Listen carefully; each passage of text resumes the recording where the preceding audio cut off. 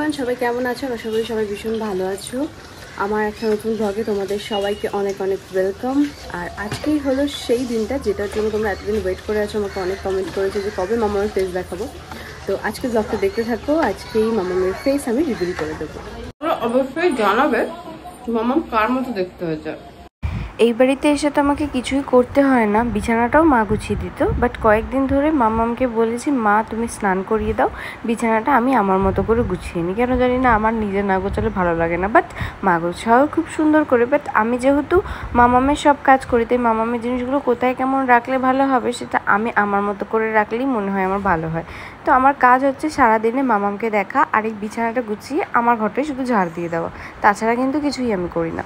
তো এখানে মামামের আমি বিছানাটাও পেতে নিয়েছি। মামামের জন্য কিন্তু আমি বালিশ কিনেছি, কিন্তু আশেপাশে না আমি ওকে বালিশ দিই না। কারণ প্রথমত এত ছটপটে যে বালিশগুলো ফেলে দেয়, আর সেকেন্ড হলো যদি এই কাঁথাগুলোকে ভাঁজ করে বালিশের মতো করে দিই তাহলে ভাবে যে ওর পাশে কেউ আছে, ও একটু শান্তিতে রিল্যাক্সে ঘুমোতে পারে আর কি।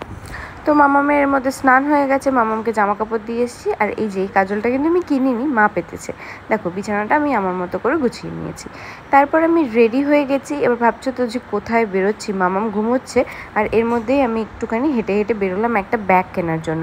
আসলে আজকে মামামের ডক্টর দেখানো আছে, আর আমি না আগে ব্যাগ নিতে মানে সাইড ব্যাগ নিতে ভীষণ লজ্জা পেতাম। বাট এখন মামামের জন্য তোমাকে নিতেই হবে, তাই জন্যই আমি চলে গেছিলাম একটা ব্যাগ নিতে।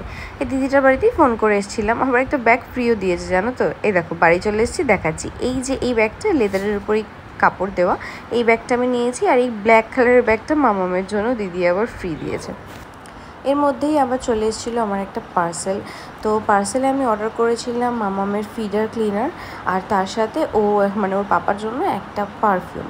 দেন আমি খাওয়া দাওয়া করে মামামকে রেডি করে মামামের ফিডার নিয়ে নিয়েছি, আর আমিও রেডি হয়ে গেছি। কারণ মামামের আজকে যেহেতু 1 মান্থ হলো, আমি একটা রেগুলার চেক আপ করতে যাবো। কারণ এখন তো আমরা নিউ মাম, অনেক কিছুই বুঝতে পারি না। তো একটা রেগুলার চেক আপ করলে না আমরা রিল্যাক্স থাকবো। মামাম দেখো এখানে ঘুমিয়ে গেছে। তারপর এই যে আমরা টোটো করে যাচ্ছি, আর মেয়ের এত গরম লাগছিল কি বলবো। আর এই যে আর একটা মামাম, ওরও রেগুলার চেক আপ আছে। তো আমরা সবাই মিলে চলে গেছিলাম, চেক আপ করে চলে এসেছি। মামামের কোনো ঠাকুরের ইচ্ছায় সমস্যা নেই, মামাম বেশ সুস্থই আছে। দেন বিকেলবেলা এসেছিলো আমার বর। তো এইবার আমরা বেরোবো একটু, কারণ অনেক দিন বেরোনো হয় না, মনটাও ভালো লাগছিল না। আর তার সাথে সব থেকে বড়ো কথা কিছু কাজও ছিল। তো আমরা প্রথমে গেছিলাম বাজারের দিকে। বাজারে যাওয়ার কারণ হলো মেন আরোহী মামাম আর তার সাথে বাবির জন্য একটা ড্রেস নেওয়ার জন্য। তো আরোহী মামামের জন্য প্রথমে এই ড্রেসটা দেখেছিলাম, বেশ ভালোই লাগছিলো, আমার স্কার্টটা বেশি ভালো লেগেছে। কিন্তু তারপরে আমি মনে করলাম একটু সফটের মধ্যে কিছু নেওয়া যাক, তো ওই ব্লু কালার ড্রেসটা নেওয়া হয়েছে। মাম্মাম, এ মাম্মাম, বুনু দেখতে যাবি? বুনু দেখতে যাবি? যাবি না? চলে গেছিলাম নেহাদিদের বাড়ি, জমিয়ে গল্প করে খাওয়া দাওয়া করে মামামের সাথে একটু খেলে দেন চলে গেছিলাম আবার স্নেহাদিদের বাড়ি। বাবিকে একটু ড্রেসটা দিয়ে এসেই তারপর আমি চলে এলাম রেশমাদির শপে। এখান থেকে আমাকে আমার বর একটা কুর্তি কিনে দিল, আমি বাড়ি গিয়ে তোমাদেরকে ভালো করে দেখাচ্ছি। আসলে কাল যেহেতু আমার বার্থডে, আমায় বললো তুমি কি নেবে তোমার পছন্দ মতো নাও। তো আমি এই কুর্তিটাই নিয়েছি, বেশ ভালোই লাগছে। আমাকে মাও একটা কুর্তি দিয়েছে, যেটা আমি তোমাদেরকে কালকে দেখিয়ে দেবো। চলো এবার তোমার মাম্মাম সোনাকে দেখ। তো এই যে হলো মাম্মাম, তোমরা 1 মাস ধরে মামামকে দেখার জন্য অনেক ওয়েট করেছিলে, তার জন্য সবাইকে অনেক অনেক থ্যাংক ইউ।